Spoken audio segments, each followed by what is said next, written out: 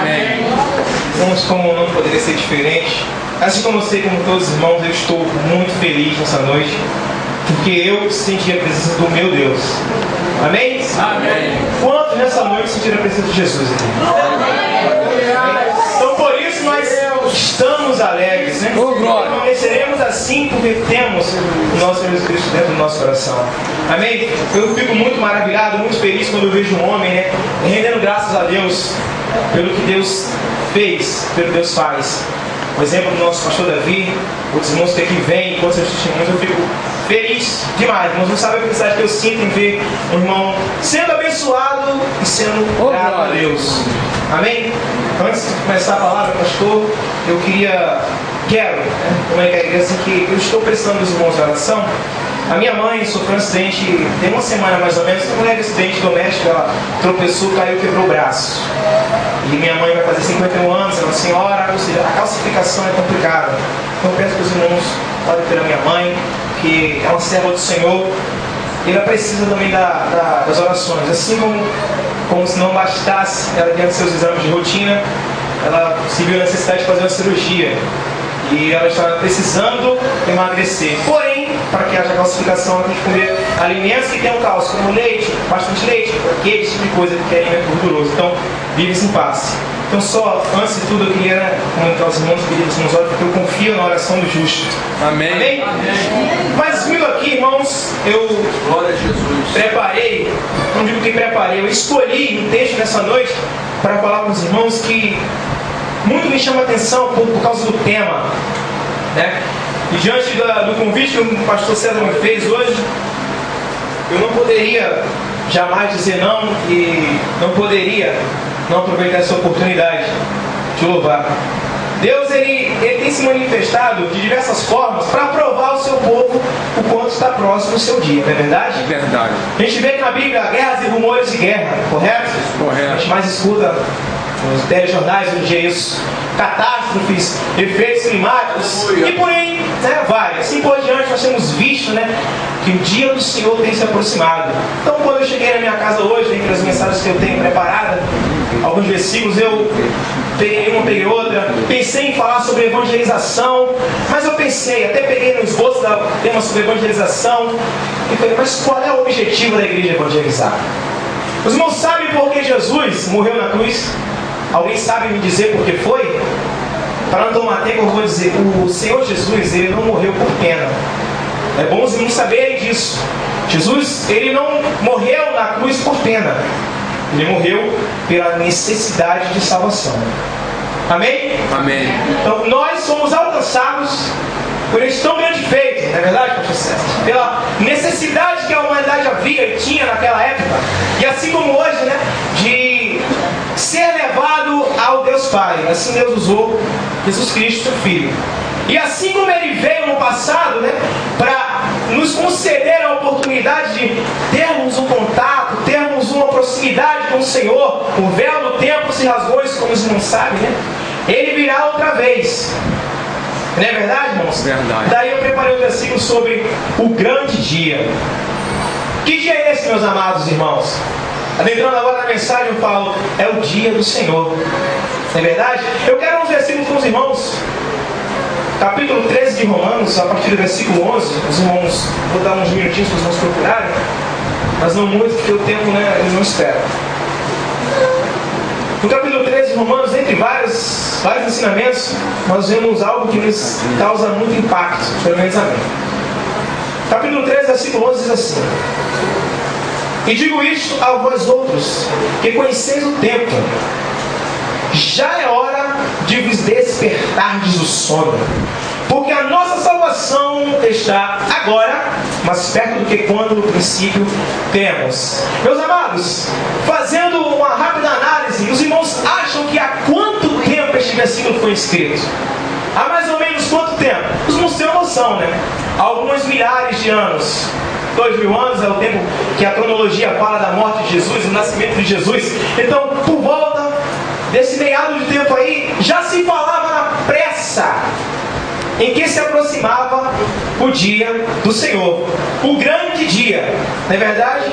E nós hoje nos deparamos com a necessidade de nos despertarmos. Daí eu falo na primeira observação que eu venho trazer aos irmãos essa noite. Paulo, ele escreve com uma forma de apelo. Desperta, acorda, acordai. É verdade, nós bem sabemos, irmãos, que nesse mundo de hoje estamos tendenciosos a dormirmos. Não é o sono que a gente dorme em casa tranquilamente, quando a gente chega cansado do trabalho, não. É a acomodação espiritual. Não é verdade? A gente encontra muitos servos do Senhor hoje, no nosso tempo, sabendo da iminência da volta de Jesus. Porém, os mesmos se encontram assim espiritualmente. Descansados, sem a noção do tempo do Senhor, se encontram dormindo. Então, quando eu leio esse versículo, eu vejo um homem como Paulo, um homem extremamente preparado espiritualmente, nos dando um recado.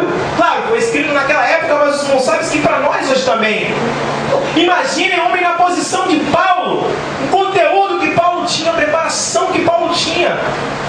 Ele mandando, ele dando uma ordem. Se vocês observarem, está no imperativo: acordai. Não vamos acordar, não. Acordai e despertai-vos. Então, meus amados irmãos, a primeira observação que eu faço nessa noite para os amados que aqui me escutam: temos, meu amado, que ter a percepção de que não podemos mais nos dar ao luxo de dormir espiritualmente. Isso em todos os sentidos, meus amados irmãos. Dormir para melhorar a sua vida. Muitos estão dormindo, já chegou no patamar, no estágio, e que, meu irmão, eu vou na igreja no culto domingo, vou no culto na segunda, vou no culto na quarta, na escola dominical eu estou lá, no culto 15 para as 6 eu já estou na igreja. Eu acho que aí é suficiente. Irmãos, isso é o começo do sono, o começo do comodismo. Então, não é mais tempo de dormirmos, meus amados. E se você dormir, quem você acha que vai levar o Evangelho? Aqueles que ainda não ouviram, ou aqueles que não aceitaram Jesus Cristo como Senhor e Salvador? Então, meus amados, é de suma importância que nós venhamos acordar para tudo que acontece à nossa volta. Irmãos, vamos tirar a vida dos olhos e vamos acordar, porque o Senhor, Ele está vindo, está se aproximando. Então, eu lembro mais uma vez, se na época de Paulo, ele já alertava para a proximidade, se um homem como Paulo, ele alertava para o despertar, irmão, quem dirá nós hoje, no tempo que nós vivemos, onde não se tem mais certeza de quais são os conceitos morais da sociedade, não se sabe mais o que é certo e o que é errado, a sociedade, claro, quanto à sexualidade, quanto ao poder de decisão que foi falado hoje, sobre uma vida. Irmãos, vamos acordar para o Senhor Jesus em todos os aspectos e sentidos da nossa vida. Porque precisamos, nós como cristãos, acordar. Imagina o pessoal do mundo que não tem a Jesus. E não tem quem leve a palavra, não tem quem os desperte, não tem quem chegue para ele e fale assim: meu amado, acorda, desperta. O Senhor está voltando, o Senhor requer a tua vida, que é a tua alma. Irmãos, o sangue desse mundo cairá sobre nós, se nós não despertarmos para cuidar da nossa vida e para levar a palavra do Senhor a eles também. Eu acho que de suma importância falar isso para os irmãos. O apelo que Paulo nos faz, assim como o versículo 11 do capítulo 13 de Romanos: despertai-vos. Segunda observação: o motivo pelo qual ele nos manda despertar é algo muito claro e que precisamos também dar uma atenção especial: a contemplação, a salvação. Versículo 11. Vamos só reler o versículo. Eu digo isso a vós outros que conheceis o tempo. Já é hora de vos despertar do sono, porque a nossa salvação está agora mais perto. Meus amados, não é por outro motivo, não é por outra situação, outra razão pelo qual se faz necessário, mais uma vez, Paulo lembrar e exortar. A nossa salvação depende exclusivamente da volta de Jesus ou da nossa ida para com Ele. E se sabemos que Jesus está voltando, nós ainda iremos encontrar, mas Ele virá nos encontrar. Está aí mais um motivo para que os irmãos acordem, para que eu acorde, onde ainda estou dormindo, quem sabe, para que vejamos a pressa que o Senhor Jesus tem em despertarmos para a sua obra. Amém? Eu conversando com o evangelista Milton, muito se fala, a gente muito conversa minha igreja era se feita uma obra de evangelização muito tremenda, muito impactante. Havíamos grupos familiares de trabalho nas casas dos irmãos, convidavam os vizinhos, grupo de evangelização, culto ao ar livre, tudo isso porque, irmão, é necessário que a igreja veja, acorde para o mundo da seguinte forma: nós somos a diferença desse mundo. Nós somos o sal que pode dar gosto a esse mundo insosso, sem gosto e simples. Nós somos a única luz que esse mundo pode enxergar no fim do túnel. Claro, Jesus, mas através de nós.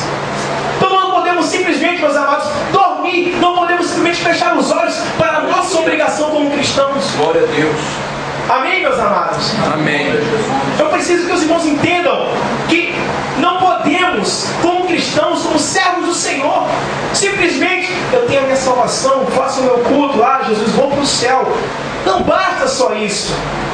Você foi chamado para uma obra, ou não? Ou foi chamado para ficar na cadeira na igreja? Claro que não, meu amado. Nós somos chamados para uma obra. Obra de tanta importância que o Senhor Jesus, Deus, né, assim como Ele é, veio em forma de homem e morreu numa cruz para a obra de salvação. Então não é justo, meus amados, em contemplarmos a proximidade do dia do Senhor, vermos a nossa salvação chegando e não levarmos isso aí ao mundo. Isso é uma diferença. O dia do Senhor, para quem está preparado, é justamente isso aqui, é a salvação. A morte para o crente é simplesmente uma passagem rápida para o encontro do Senhor. Aleluia. Amém, irmãos? Então não podemos simplesmente ser egoístas de vermos a salvação se aproximando, ou seja, o dia do Senhor, e ficarmos quietos, calados, sem levar essa palavra ao mundo. Sem contar das maravilhas, assim como Davi fez hoje, que é uma maravilha, é um milagre, é uma bênção do Senhor. Então, da mínima maneira possível, nós não podemos ser egoístas, meus amados. O cristão, ele tem, entre outras qualidades, o amor. Não devemos amar ao mundo, não da forma com que muitos amam, é claro, que a Bíblia fala, não ameis o mundo nem o que o mundo há, mas amar se compadecer do mundo, enxergar a necessidade, a pobreza espiritual que habita, que reina no meio desse mundo pecaminoso. Então, meus amados, não sejamos egoístas. O dia do Senhor se aproxima, a nossa salvação, ó glória, está chegando. Jesus está voltando e quero que os irmãos aqui tenham esperança e fé, convicção de que vão subir. Correto, irmão? Amém.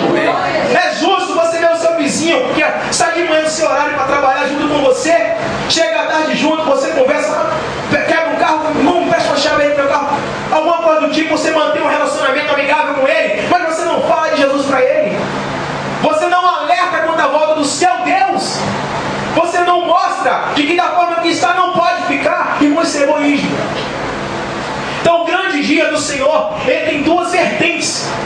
Aqueles que estão preparados, aqueles que estão firmes, convictos da sua fé, um destino só, o céu, meus amados.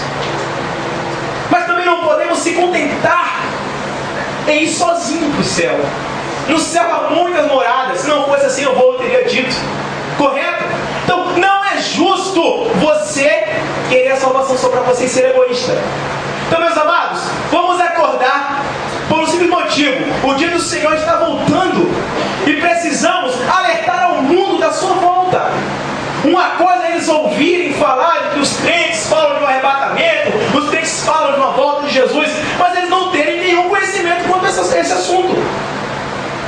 Não podemos mais aceitar o comodismo espiritual, até mesmo o comodismo físico, dentro dos nossos lares, dentro das nossas casas, da nossa escola, do nosso trabalho, até mesmo da nossa igreja. Amém? Amém. Terceira observação, meus amados.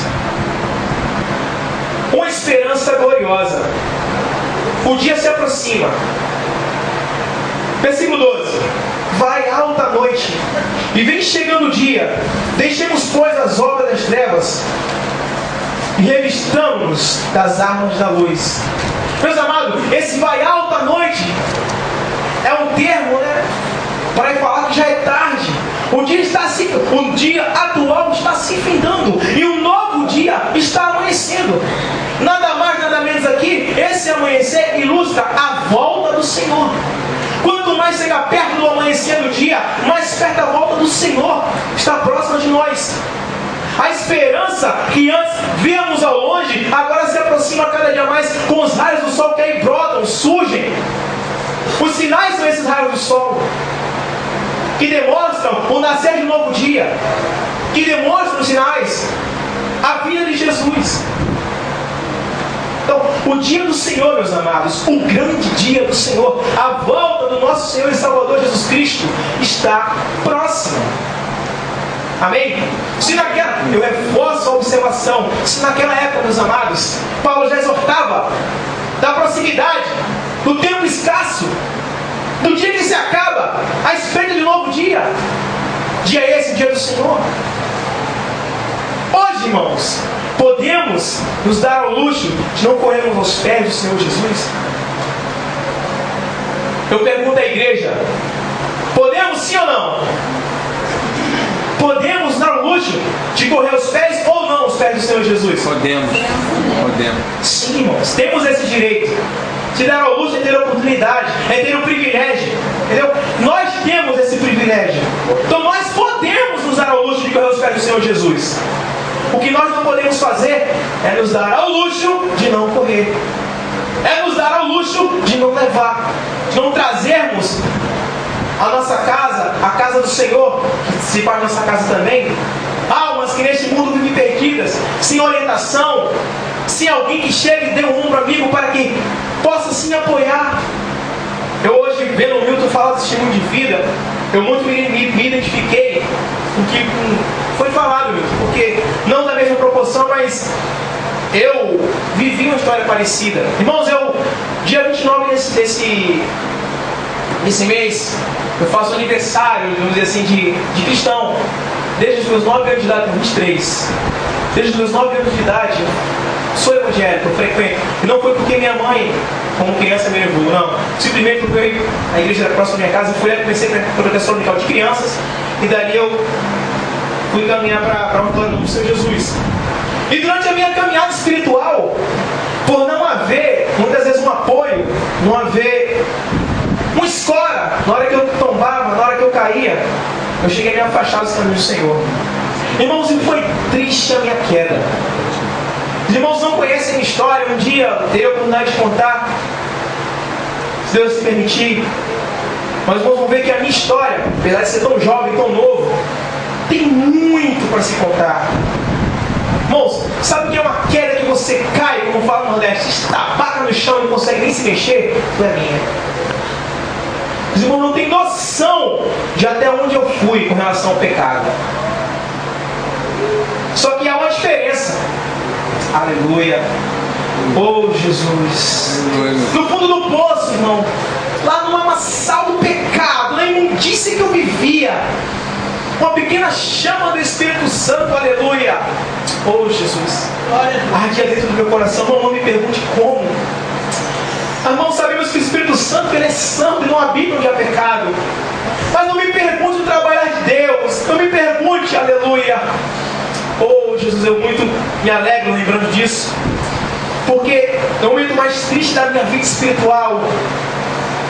Aleluia. Eu vi as mãos de Deus me segurando.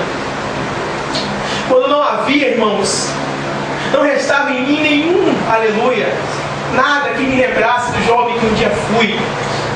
Oh, Jesus. Frequentador de escola dominical, curso básico de teologia.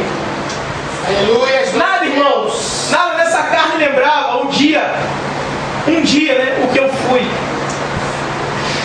E num dia triste, por vaidade de jovem, eu numa moto caí, meus amados, sem capacete, caí de costas, quebrando a moto, traumatismo craniano, perda de visão, perda de memória, perda de fala. Irmãos, um dia o Senhor, Ele me comunicou, Ele me fez, me deu o privilégio de saber que estava me livrando de um mal, que eu ficasse paraplégico. Também contei esse testemunho. E de uma forma surpreendente, Deus me curou desse mal. E no dia que esse acidente aconteceu, quando eu ainda tinha os flashes de memória, que eu ainda hoje tento lembrar, não consigo, mas lembro alguns flashes. Eu lembro que a primeira coisa que eu lembrei foi o pecado que havia dentro de mim. No primeiro foi nas minhas pernas. Eu simplesmente perdi a sensibilidade. Eu perdi toda a força, então eu não consegui manter em pé. Nos testes de memória que eu tenho, porque eu não lembro de muita coisa. Mas eu lembro, Deus é tão maravilhoso que nos testes de memória que Ele me dá, eu lembro que aí eu me lembrei do Senhor. Aí o médico chega correndo, levaram para o hospital da Marinha. Eu não conseguia ficar em pé, me sentaram numa cadeira de roda. Aquela imagem para mim foi triste. Mas ali, em meio ao ápice da minha derrota, né, paradigma, vamos dizer assim, paradoxo, eu me lembrei de Jesus. Eu me lembrei do que um dia Ele tinha feito na minha vida. Eu me lembrei do mal que um dia Ele tinha me livrado. E foi tipo assim, meus amados. Lembre-se. Assim como o diabo, né, Milton, lembrou na ilustração de hoje. Eu vi o pacto. Deus, Ele dessa forma me tocou. Eu creio que não chegou a me tocar. Eu creio que Ele apenas passou de raspar um dedo em mim. Me fez lembrar de que eu não posso me dar ao luxo de ficar no mundo. Então daí foi só aquele conflito espiritual, aquela guerra. Eu passava na frente da igreja, eu dava a volta para não passar. Se eu vi um irmão pregando no culto de um grupo familiar, na casa de algum irmão, no culto ao ar livre, eu arranjava uma maneira de dar a volta e não passar. A minha Bíblia, eu sempre carreguei comigo. Eu fiz questão de tocar no fundo da minha mala, para não ter a vergonha de olhar para a Bíblia. E aos poucos, minha mãe não sabia, meu pai não sabia, devido ao meu trabalho, eu fico tempo sem tempo sem a notícia. Eles não sonhavam o que tinha acontecido comigo. Eu fiquei num lugar longe, lá no Alto Amazonas, onde eu não tinha nenhum parente, ninguém que pudesse estar comigo de fato, que dissesse que era meu amigo, alguém que só me levou para o pecado. Então não tinha ninguém além de Jesus. Foi aí que eu percebi que eu tinha que acordar, irmãos. Oh Jesus, todo imobilizado, aleluia. A missão embaçada, que eu não consegui enxergar a primeira bancada. Oh meu Deus. Dores de cabeça que me levavam às insônias à noite, que o meu médico que era para ter feito a cirurgia não fizeram. Aleluia, o medo, coisa vez ou outra desvanecia dos membros inferiores das pernas. Então, eu tinha medo de morrer. Aleluia, então ter a oportunidade de voltar para Jesus. Oh, meus amados, com triste, aleluia. Oh, louvado seja Deus. Com triste é o homem sem Deus. Triste é o estado do homem que se encontra no pecado e não enxerga a solução. Era o meu caso. Eu me sentia indigno de pisar na igreja. Eu achava que para mim não havia mais solução. Diante de tudo que eu fiz, de tudo que eu aprontei, até o lugar que eu cheguei, eu não teria o mínimo de permissão do Senhor para voltar à casa dele. Aleluia. E cada dia o Senhor me mostrava: está chegando o dia. Essa mensagem aqui, o grande dia. Olha o impacto, o grande dia. Não é qualquer dia, é o grande dia. Isso vinha à minha mente, irmão, de uma forma impactante, ao ponto de o inimigo ainda colocar na mente o seguinte: nossa, não há mais tempo, acabou, não tem como. E a vergonha, irmão. Minha mãe, dirigente de ciclo de oração, mulher de Deus, que sempre me preocupou com o meu ensinamento cristão. Meu pai, que através de mim, homem que parecia impossível, os irmãos não conhecem a minha família, mas imaginem um homem de bem. Meu pai é um exemplo para mim, questão de personalidade assim, na sociedade, de bem, homem de caráter, mas que não havia possibilidade nenhuma aos olhos de ninguém a sua salvação. Quantas vezes eu pregando nas ruas, saí um pouco da mensagem, mas não me perdoe. Quantas vezes eu pregando nas ruas falava com aqueles irmãos aqueles homens que conheciam minha família, meu pai, eu pregando com veemência: olha só, Jesus está voltando. Aqui a Bíblia fala que, olha só, Deus está vindo, e cá, você precisa melhorar a sua vida. Assim não pode ficar. Aquela veemência, aquele amor, aquele primeiro amor. E viu o inimigo e fechava a mão assim e dava. Por que teu pai não é crente? E aquilo muito me doía. Eu me sentia um incompetente. Eu me sentia simplesmente incapaz de levar o evangelho, porque meu próprio pai, homem digno da sociedade, não queria nada com Jesus. Porém, ele sempre soube a verdade. Interessante, ele sempre ficou do lado da igreja. Em qualquer calúnia que saísse na mídia, qualquer calúnia nas ruas, não. Aquele povo é diferente.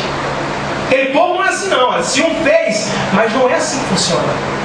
Então, aquilo me enchia meu olhar de brilho. Eu ficava, meu pai. Eu sonhava com meu pai na igreja. Diante de um dos meus testemunhos, meu pai reconheceu a Jesus como Salvador. Para a honra e glória do nome do Senhor Jesus, onde meu pai é um homem de Deus, auxiliar de trabalho, ajuda na igreja, professor de escola dominical. E agora para falar para o meu pai, eu caí, peguei, me desviei, me afastei. Irmãos, eu não tinha coragem nenhuma. Ele ligava para mim e perguntava: ei, como é que estão os cultos? Assim mesmo. Meu pai tem uma maneira de fazer assim: o que foi lido no culto passado? O que foi lido no culto no passado? Quantas vezes eu não menti quando me perguntaram: qual foi a leitura do culto passado? Não, foi Hebreus 5:7. Falando do que eu não lembro, eu só lembro do capítulo. Às vezes era um texto que eu conhecia, por vergonha. Mas voltando ao que eu estava falando, em meio ao estado mais deplorável da minha vida, o Senhor ele me deu a oportunidade de despertar. Ele me deu a oportunidade de enxergar de que eu tinha ainda tempo para voltar para Jesus. Então eu procurei aquela igreja a que mais eu me afastava dela, porque eu via que era uma igreja compromissada com Deus, um pastor que trabalhava, era amoroso, estava com as ovelhas, culto mais culto, a igreja crescendo. Eu procurei, essa era a que eu mais me desviava dela, que eu afastava. Então eu procurei aquela igreja, falei com o pastor, ele foi um homem sábio, me orientou. E hoje eu estou aqui, irmãos. Amém. Para a honra e glória do nome do Senhor Jesus. Aleluia, glória. Porém, a observação, eu tive a oportunidade. Obrigado, Jesus. Glória a Deus. Deus me concedeu tempo. Mas eu não posso simplesmente achar que sempre eu terei tempo. Então, da mesma forma que eu vivia, por isso, irmãos, que eu sinto necessidade de chegar nessas ruas, de falar, de pregar, de mostrar, porque eu vivi o mundo, eu vivi o pecado. E quantas vezes, uma hora como essa, eu estava na minha casa ouvindo o culto, porque não tinha como não ouvir por causa do serviço de som, mas não tinha coragem de ir para a igreja. Quantas vezes eu na rua, que eu não ia na igreja, eu me deparei com o irmão: vamos aqui, ó, uma literatura, um panfleto, vai ter um trabalho hoje na igreja, vamos. E forma eu que desprezo, eu pegava aquele papel, colocava no bolso, às vezes amassava, nunca na frente deles, porque eu tinha respeito, mas eu não queria ver. Mas mesmo sem ler, sobe para mim como um aviso do Senhor. Olha só, oportunidade. O culto pregando, o pessoal, o culto rolando, o nome pregando, indo sendo louvado, e eu ouvindo. Aí, Deus, mais uma oportunidade. Até que um dia eu, de férias na minha casa, minha mãe perguntava: vai para a igreja? Eu não sei, mas já vou de algum lugar sair. Eu ficava um mês em casa de férias e não ia para ir na igreja. Até que a minha mãe sentou assim: cara, minha mãe não é boba, ela nunca foi boba. Ela só não me confrontava, porque eu tenho um temperamento forte, eu ia me desviar. Não, eu saí para conversar. Então, para não me afastar da conversa, muitas vezes ela ia de forma sutil. Vamos para a igreja. Lá o culto começa às 7 horas, é 6h30 lá, só, vai para a igreja. Não, eu vou na casa. Era outra namorada, vou na casa da Roberta, tá? Que era outra cidade. E lá eu vou pro culto, e lá não ia. Até que um dia ela chegou e falou assim: como é que anda você com Jesus? Aí eu: com Jesus vai bem. Com Jesus vai bem. Tem certeza? Aí eu: tenho. Ela falou assim pra mim: Marcos, desperta tu que dorme. E Deus, Ele está te dando uma última oportunidade.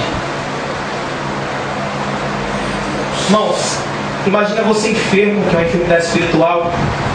Você não quer procurar um médico, que é Jesus. E chega alguém e fala: olha só, você vai morrer se você não for no médico amanhã.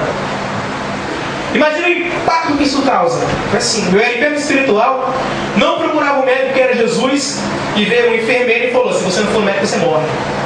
E a morte era espiritual. E pior, podia ser física também, porque não tinha mais jeito. Morreu do pecado, irmãos, sexo e juízo. Aquilo me impactou, mas eu, como fui sempre muito frio nas minhas emoções, tá, mas eu sei, tudo bem, relaxa, tá tranquilo. Vou para a igreja, vou orar por você. Amém? Olha, pode orar. Só que aquilo ficou batendo no meu coração. Uma palavra, meio de tantas e tantas que falam para mim, porque eu, irmãos, uma criança que cresce na igreja, cresce na escola dominical, curso de teologia, ele conhece ou não a Bíblia? Conhece. Então, eu não sou dono do conhecimento da palavra, mas como cristão, durante muitos anos, eu conheço o que a Bíblia fala. Conhecia. E talvez esse fosse o meu problema, porque quando viu a palavra minha, não, isso aí eu sei. Isso aí eu sei. Eu na rua debatendo com os irmãos. Então, uma palavra que em uma oportunidade que Deus me concedeu tempo, mexeu comigo. Então talvez essa seja a necessidade de muitos nessa noite que estão precisando apenas do evangelista Milton, do Gilson, dos diáconos, dos pastores, de apenas uma palavra, irmão. Porque não é o muito insistir, não é o muito falar que vai fazer com que a pessoa entregue o meu bicho, vou largar minha arma aqui, vou largar. Não é assim. Não é o muito insistir, às vezes uma palavra. Claro que a semente fica plantada, mas é uma palavra dita na hora certa, com o poder, com a unção do Divino Espírito Santo, que faz valer. E muitas vezes Deus está querendo usar você, a mim, toda a igreja, nessa única palavra. E por estarmos dormindo, por não contemplarmos a evidência da volta de Jesus, muitas almas eles perecem, morrem, não encontram Jesus, não voltam para Jesus por negligência sua, por negligência minha. Porque Deus usa você como ferramenta, mas você é negligente e não quer fazer uso. Entendeu? Então, assim como para mim era importante, foi importante aquela palavra, nessa noite milhões e milhões precisam da nossa palavra. Uma palavra: Jesus te ama. Você quer algo mais importante do que um Deus todo-poderoso amar um pecador, pó, carne cinza, poeira do pó do carro que somos? Imagina uma palavra dessa dita na hora certa. Às vezes a pessoa se pensando em se matar, tirar a sua vida, se achando nada ou ninguém, e você fala assim: olha fulano, Jesus te ama. Aí ele: Jesus, Deus todo-poderoso me ama. Glória a Jesus. Eu não posso fazer isso. Glória a Deus. Jesus, os irmãos entendem? Às vezes uma palavra: irmãos, mas eu não sei pregar. Irmãos, eu também não sei. Eu conto os meus testemunhos de forma de tentar aprendizar, de forma de aprendizar com os irmãos. Eu não sei pegar um esboço como Davi aqui e ficar, irmãos, aqui, seguindo um método. Eu não sei. Eu não nasci para isso. Eu nasci para falar de Jesus, não importa como. Aleluia. E esse nascimento também é espiritual. Você nasceu fisicamente para uma obra. E nasceu espiritualmente para dar continuidade a essa obra. Nós temos dois nascimentos para a obra do Senhor. E nem mesmo assim a igreja acorda. Quando eu falo igreja, é o povo de Deus na terra, não é só nós aqui. Então muitas vezes, irmãos, Deus ele coloca na sua vida a oportunidade. Gilson, fala. Pastor Davi, Deus como todo-poderoso, Davi, César, fala, tá aí, ó, na tua frente, a bandeja para você falar, a oportunidade de entrar no céu de você. Aleluia. Tá? No ponto de ônibus, às vezes irmão falando que, nossa, problema conjugal, minha casa, meu filho, e você lá, esperando o ônibus, atrasa lá, você sabe que eu não está atrasando. Ônibus que passa 10 minutos, passa de 20 em 20, 30 em 30, e eu rapaz lá se lamentando, e você lá, tá atrasando o ônibus, meu trabalho. Se preocupa com a sua vida, não se preocupa com a vida do cara. Do teu lado, uma alma clamando de boca aberta por um pouco de água. A água da vida que é Jesus. Amém? Irmãos, eu fugi um pouco, não muito, do que eu tinha preparado. Mas eu fui me envolvendo com o meu testemunho e aí Deus sabe o que faz. Eu quero finalizar com apenas um versículo, já falta 15 minutos. O que nos resta fazer? Provisão completa. Revestimos da vida santa de Cristo. O que significa isso? Viver pelo Espírito de Cristo uma vida igual àquela que Ele viveria no mundo. Só para fechar, irmãos, vamos ler o versículo aqui. Capítulo 13, versículo 14. Mas revestimos do Senhor Jesus Cristo e nada disponhais para a carne tocante às concupiscências da carne. Glória a Jesus. Irmãos, eu acho muito importante esse versículo, que ele nos ensina. Se não for lá em Mateus, certa feita, diante de uma festa, o dono da festa, o filho chega e vê esse novo vestido. Quem deixou entrar? Não, eu entrei. Não porque você está assim, não porque ninguém fala comigo. Se retira. Então é necessário que a sua vestimenta espiritual limpe. A sua não, a nossa, a minha. Então, de uma forma meio que gritante, o Espírito Santo de Deus nos ensina a atentarmos, a darmos não só ouvir, a darmos ouvido ao que Ele tem falado, ao que Ele tem mostrado, ao que Ele tem feito e dito. Então, meus amados, diante de tudo que acontece na vida humana, diante de tudo que aconteceu na minha vida, a partir daquele episódio, esse termo, o grande dia, pesou diferente na minha vida. Eu espero encarecidamente que os irmãos, assim como eu, tenham esse desejo de levar essa palavra àqueles que ainda não conhecem, ou que conhecem, mas estão amarrados pela corrente do pecado. Os irmãos se desprendam a trabalhar para Jesus. Se desprendam. Solte. As suas mãos estão atadas. Solta. Abençoa. Libera a bênção. Leva a palavra.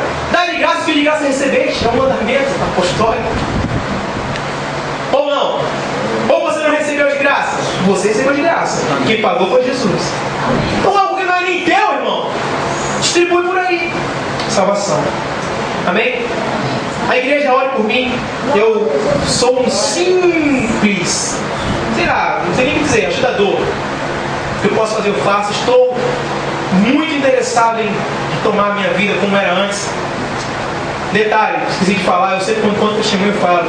Lembra aquela adolescente, faz 18 anos, mês que vem, que é minha namorada? Ela foi uma das ferramentas que Deus usou. Ela, por ter caráter, ainda bem que ela não está aqui, senão não é coisa já na frente. Por ter caráter, por ter compromisso, não sabem o que é a vida daquela jovem. Debaixo do sangue de Jesus, está repreendendo o inimigo em nome de Jesus. Se os irmãos não sabem o que é a vida daquela jovem, ter caráter, dignidade, compromisso com o Senhor, aquela jovem toma peso e responsabilidade que muitos adultos não têm coragem de tomar. E eu cheio de malícia, cheio de... Só Jesus. Me aproximei ela. Tá. Um termo que se usa no meu trabalho. Quem é você na ordem do dia? Ou seja, vem cá. Quem é você espiritualmente? Não é que não. É negativo. Meu Deus é maior. Amém. Eu não troco o céu por um momento. Irmãos, a pancada que eu tomei, Jesus, essa jovem é diferente. Aí eu olhei assim, acostumado em Manaus, Natal, onde eu andava, uma vida de pecado. Chega agora uma jovem, praticamente adolescente. Eu cheio de malícia, cheio de conversa das minhas andanças, chego para ela e falo assim, não, Jesus. Peraí. Eu chego para conversar com ela, Jesus. Não, mas é que... Jesus. Oh, glória. Não, mas é que você... Jesus. Eita, é Jesus. É Jesus. Quando eu queria... Jesus. O escudo dela era Jesus. Então, em vez de... Deus é fiel. Em vez de me afastar, o que Deus fez? Deus me trouxe, me tirou do lamaçal do pecado, me deu uma jovem abençoada, que me ajuda muito. A gente lê um livro junto, a gente lê, eu ligo para ela, a gente passa horas no telefone, eu tanto leio daqui como ela lê de lá. Então essa frase que eu falei para os irmãos hoje, de que Jesus não morreu por pena, foi por salvação, é de um livro que a gente está lendo. Então ela muito me ajuda. Então serve de exemplo para você que é jovem, para você que é casado, mas as tentações estão aí. Para mim, ainda que não sou casado, mas estou sujeito do mesmo jeito. Tenho um compromisso? Tenho, mas estou sujeito do mesmo jeito. Sempre Jesus tem que ser o seu escudo. Não importa, não é que Jesus. Não, Carvalho é que Jesus. Davi é que a situação da Jesus. Jesus tem que ser o nosso escudo. Então, lance sobre ele toda a vossa ansiedade, porque o Senhor está ao nosso redor e não ao nosso derredor. Amém? Então eu sou muito grato a Deus pela oportunidade que Deus me deu de estar não só aqui, mas de estar, como você não entende o termo, aqui, não só no público, mas aqui na sua casa. Poder estar me redimindo de tudo que eu fiz. Não sei se um dia eu vou conseguir, mas eu estou tentando. Sou muito feliz a Deus pela minha família, meu pai. Meu irmão ainda não é evangélico, meu irmão ainda não é crente, que é bem difícil também. Mas o Deus que salvou meu pai, o Deus que me salvou, me resgatou, ele também pode resgatar. Amém? Então que a igreja olhe por mim, eu preciso. Pastor Davi, só mais 5 minutinhos. Eu lembro que um dia a irmã Monique veio contar um testemunho aqui de que, teoricamente, não é um testemunho muito agradável de contar, em que ela, no concurso público, acabou perdendo o concurso, né? E eu muito me admirei da humildade dela chegar e agradecer a Deus por uma coisa que não aconteceu. Daí quase que eu preguei assim, dá graça por tudo. Então, muito mexeu comigo, aquele não se lembra da minha cabeça nunca mais. Os irmãos lembram que outro dia eu falei sobre, eu estava me preparando com as provas que eu estou fazendo, no curso que eu estou fazendo, dentro do meu trabalho, para voltar para o Nordeste. Os irmãos lembram? Pois é, irmão, saiu a primeira leva, vamos dizer, o primeiro número de vagas. E para honra e glória do nome do Senhor Jesus Cristo, não saiu nenhum do Nordeste. Graças a Deus. Estou tentando, lutando para ir para lá. Não saiu nenhum ainda. Mas Jesus vê ela. E se é para agradecer, vamos agradecer a Deus por tudo. Deus sabe o que faz. Não saiu nenhum para o Nordeste. Ainda há um fio de esperança que é para o final do ano. Mas se Deus não quiser que eu vá, eu não vou ficar ali. Só assim eu ajudo o outro. Vocês atrapalham os seus irmãos aqui na igreja. Amém? Mas eu peço que os irmãos orem, porque é uma coisa que eu quero muito. Mas só se for vontade de Deus. E não esqueça de orar pela minha mãe, que está enferma. Está na iminência de uma cirurgia. E eu tenho muito por ela, porque essa minha mãe é frágil. E eu não estou do lado dela. Imagina um filho ver a mãe na situação dessa e não poder estar do lado dela, né? Muitas vezes eu chamo ela para vir para cá, morar aqui comigo, mas ela não quer. Mas tudo bem, Deus sabe o que faz. Amém? Então quem quer orar por mim, não esqueça. Quando eu for orar, a irmã Cícera, conhecida, a irmã Cici, chamaram de Cici. Então quando eu for orar, lá de madrugada, que vocês irmãos oram, lá de 2, 3 horas da manhã, o Eimar, irmã Cícera, para comigo que eu preciso, amém?